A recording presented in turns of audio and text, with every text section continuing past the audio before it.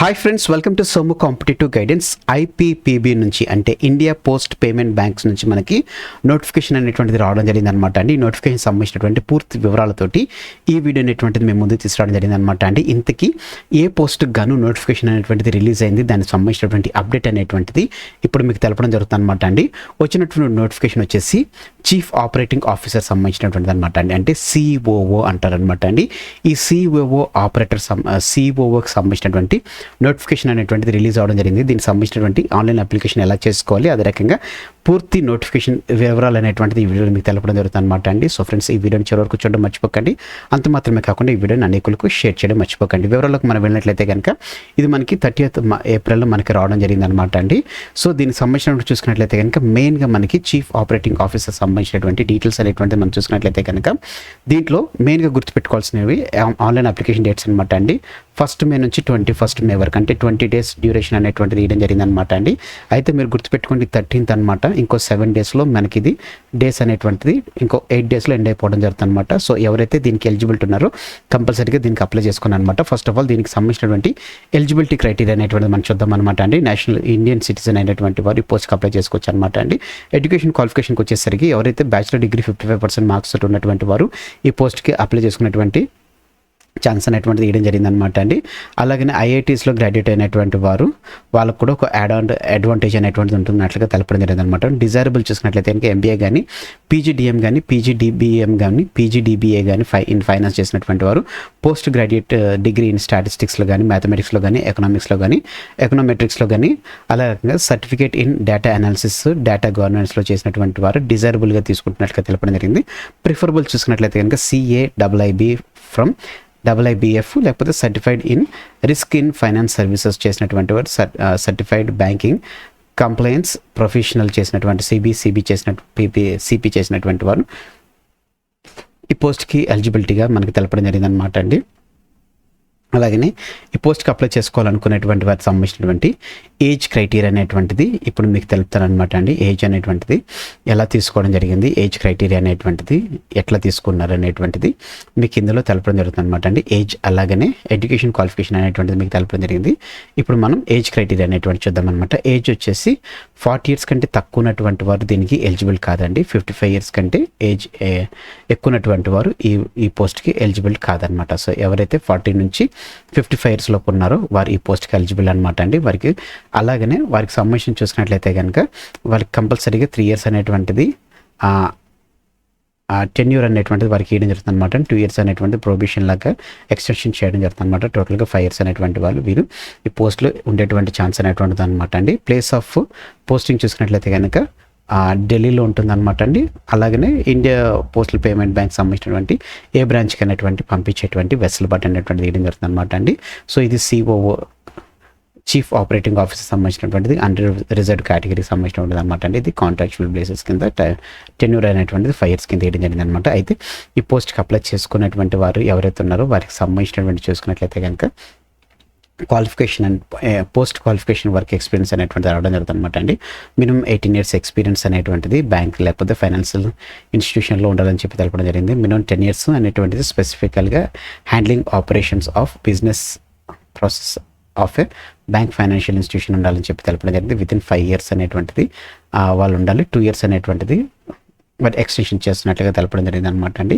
Nature of job roles అనేటువంటిది మిగతా అంతా తెలుపుతారన్నట్లుగా తెలపడం జరిగింది అనమాట అండి. జాబ్ ప్రొఫైల్ చూసుకున్నట్లయితే కనుక lead and manage end to end operations of the bank వీళ్ళు చేసుకునేటువంటి ఫ్లెక్సిబిలిటీ అనేటువంటిది వీళ్ళకి ఇవ్వడం జరుగుతుంది అనమాట అండి. స్కిల్స్ చూసుకున్నట్లయితే కనుక operational risk management, compliance framework and regulatory requirements, governing public sector banking లో, అదే రకంగా strong knowledge of banking laws, company law, employment law, taxation rules, audit standards, banking regulations, fundamental accounting principles ఇవి కంపల్సరీగా ఉండాలని చెప్పి తెలపడం జరిగింది. కీ సక్సెస్ ఫ్యాక్టర్స్ చూసుకున్నట్లయితే కనుక రోబస్ట్ అండ్ స్కేలబుల్ ఆపరేషన్స్ చేసేటువంటి వారు దీనికి ఎలిజిబుల్ అనమాట. అండ్ ఇన్ షార్ట్గా మనం చెప్పాలనుకున్నట్లయితే కనుక ఎవరైతే బ్యాంకింగ్ సంబంధించినటువంటి ప్రొఫెషనల్ చేసినటువంటి వారు ఉంటారో వారు ఈ పోస్ట్కి ఎలిజిబిలిటీ అనమాట అండి. వారికి కంపల్సరీ ఎక్స్పీరియన్స్ అనేటువంటిది 10 years ఎక్స్పీరియన్స్ ఉన్నటువంటి వాళ్ళు కంపల్సరీగా డిజైరబుల్గా తీసుకుంటున్నారు అనమాట అండి.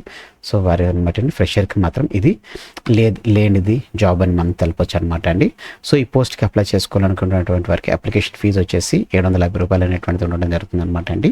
సెలక్షన్ ప్రాసెస్ చూసుకున్నట్లయితే కనుక మనకి ఇచ్చినటువంటి ఏదైతే డిజైరబుల్ మనం అప్లికేషన్లో ఫిల్అప్ చేసినటువంటి వాటిని తీసుకుని వారిని మినిమం క్వాలిఫికేషన్ ఉన్నటువంటి వారిని ఎక్స్పీరియన్స్ అనేటువంటి దాన్ని కేటగరైజ్ చేసుకుంటూ వారిని సైకోమెట్రిక్ టెస్ట్కి పిలవడం జరుగుతుంది అనమాట అండి. సైకోమెట్రిక్ టెస్ట్ అనేటువంటి చూసుకున్నట్లయితే కనుక ఇది 100 మార్క్స్ ఉంటుంది అనమాట అండి. 100 మార్క్స్లో వచ్చినటువంటి వారిని ఫర్దర్గా ఇంటర్వ్యూకి అనేటువంటిది పిలవడం జరుగుతుంది అనమాట అండి. ఇంటర్వ్యూ కూడా 100 మార్క్స్ అనేటువంటిది ఉంటుంది అనమాట అండి. సో ఇక్కడ మనం చూసుకున్నట్లయితే ఇంకా సైకో టెస్ట్ అదే రకంగా ఇంటర్వ్యూ అనేటువంటిది 100 మార్క్స్లో 25% వచ్చేసి సైకోమెట్రిక్ టెస్ట్ ఇస్తారు, ఇంటర్వ్యూకి వచ్చేసి 75% మార్క్స్ అనేటువంటిది ఇస్తారనమాట అండి.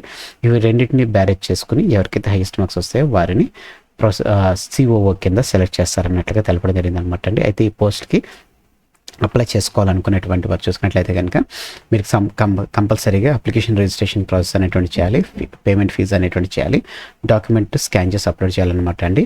సో మీ యొక్క photograph, signature, left hand thumb impression, hand rated declaration, signature అనేటువంటి క్యాపిటల్స్లో ఉండొద్దు, లెఫ్ట్ హ్యాండ్ థంబ్ అనేటువంటిది ఇక్కడ మీరు డిక్లరేషన్లో ఇవ్వాల్సినటువంటిది ఇక్కడ మీకు ఇవ్వడం జరిగింది అనమాట అండి. సో ఇది డిక్లరేషన్ సంబంధించినటువంటిది అనమాట. అలాగనే అప్లికేషన్ చేసేటప్పుడు చూసినట్లయితే కనుక 1 మే నుంచి 21 మే వరకు వీరికి ఆన్లైన్ అప్లికేషన్ అనేటువంటిది ఓపెన్ ఉన్నట్లుగా తెలపడం జరిగింది అనమాట. అప్లికేషన్ ఫీజు కూడా 1 మే నుంచి 21 మే వరకు ఉండడం జరుగుతుంది అనమాట అండి. ఈలోపు మీరు ఆన్లైన్ అప్లికేషన్ చేసుకునేటువంటి వెసులుబాటు అనేటువంటిది కలిగించడం జరిగింది అనమాట అండి. సో మీరు ఏదైతే మీ క్వాలిఫికేషన్ సంబంధించినటువంటి అన్ని డాక్యుమెంట్స్ అనేటువంటిది మీరు కంపల్సరీగా స్కాన్ చేసుకుని పెట్టుకుని వాటి అన్నిటిని మీరు అప్లికేషన్ ప్రాసెస్లో మీరు ఫిల్అప్ చేయాలని చెప్పేసి ఇందులో మనకి ఇవ్వడం జరిగింది అనమాట. ఇప్పుడు మనం ఆన్లైన్ అప్లికేషన్ ప్రాసెస్ అనేటువంటి చూద్దాం అనమాట అండి. సో ఇక్కడ మీరు చూసినట్లయితే కనుక recruitment advertisement for the post of chief operating officer సిఓకి సంబంధించినటువంటిది. ఇక్కడ click here to online apply online అనేటువంటిది ఉంటుంది. ఓకే అని చెప్పేసి మనం క్లిక్ చేసినట్లయితే కనుక మనకు ఒక పేజ్ అనేటువంటిది ఓపెన్ అవ్వడం జరుగుతుంది అనమాట అండి. ఇందులో మనం ఓపెన్ చేయగానే click here for new registration, మీరు ఒకవేళ ఫస్ట్ టైం అప్లై చేసినట్లయితే కనుక click here for new registration click చేయండి. ఒకవేళ మీరు కొంచెం ప్రాసెస్ అనేటువంటి చేసి తర్వాత మళ్ళీ హోల్డ్ ఆన్ అయిపోయి తర్వాత ఇప్పుడు మళ్ళీ మీరు లాగిన్ అవ్వాలనుకుంటున్నట్లయితే కనుక login for already registered candidate అనేటువంటిది ఉంటుంది అనమాట.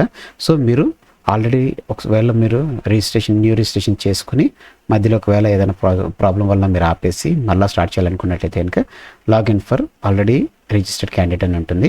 లేదు మీరు కొత్త వాళ్ళైతే కనుక click here for new registration మనం క్లిక్ చేసినట్లయితే కనుక మనకి ఇట్లా పేజ్ ఓపెన్ జరుగుతుంది. సో ఇక్కడ మీరు చూసుకోండి బేసిక్ ఇన్ఫర్మేషన్ అనేటువంటిది ఉంటుంది, photograph and signature, me details, me preview, me uploads, అదే రకంగా మీ పేమెంట్స్. అప్లోడ్స్ అంటే మీ డాక్యుమెంట్స్ అనమాట అండి.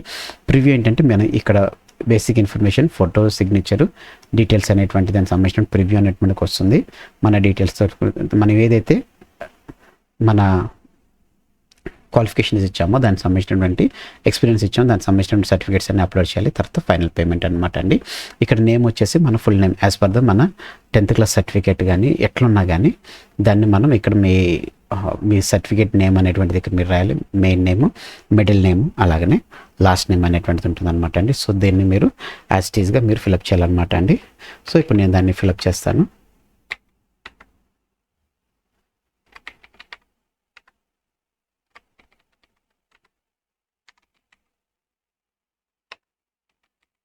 సో మనం ఎక్కడ పైన ఏదైతే ఫిలప్ చేస్తామో అది ఇక్కడ మనకు రావడం జరుగుతుంది అనమాట. ఇక్కడ మీ mobile number, confirm mobile number, మీ ఈమెయిల్ ఐడి, డొమైన్ వచ్చేసి మీరు జీమెయిల్ ఏదనేటువంటిది ఇవ్వాలి. తర్వాత మీ సెక్యూరిటీ కోడ్ కొట్టి సేవ్ అండ్ నెక్స్ట్ కొట్టంగానే మీరు online application first phase of information ఏదైతే మీ బేసిక్ ఇన్ఫర్మేషన్ ఉంటుందో అది దాంట్లో మీరు అయిపోతారనమాట అండి. నెక్స్ట్ మీ ఫోటోగ్రాఫ్, సిగ్నేచర్ అనేటువంటిది ఇవ్వాలన్నమాట. సో ఈ రకంగా ఆన్లైన్ అప్లికేషన్ ప్రాసెస్ అనేటువంటిది ఉంటుంది అనమాట అండి. సో ఫ్రెండ్స్ ఇదనమాట అండి ఇండియన్ పోస్టల్ పేమెంట్ బ్యాంక్ నుంచి వచ్చినటువంటి చీఫ్ ఆపరేటింగ్ ఆఫీసర్ సంబంధించినటువంటి నోటిఫికేషన్ సంబంధించినటువంటి వివరాలు.